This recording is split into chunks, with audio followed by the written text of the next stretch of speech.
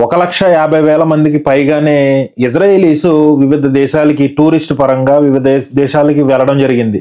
So ఇప్పుడున్నటువంటి పరిస్థితులు, ఇప్పుడున్నటువంటి వార్ సిచ్యువేషన్స్ వల్ల ఎయిర్పోర్ట్స్ అన్ని కూడా క్లోజ్ చేయడం, ఇజ్రాయెల్ ఎయిర్పోర్ట్ క్లోజ్ చేయడం జరిగింది.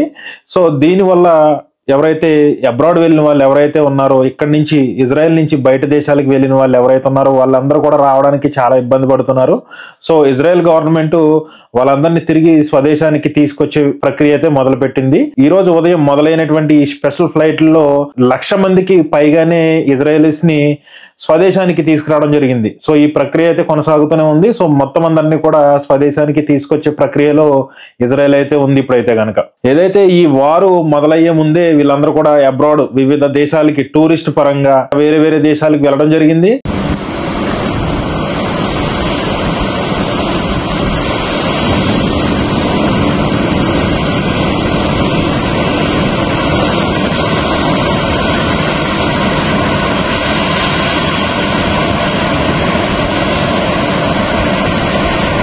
ఇజ్రాయెలీస్ అయితే కనుక తిరిగి స్వదేశానికి వస్తున్నారు ప్రస్తుతం అయితే కనుక.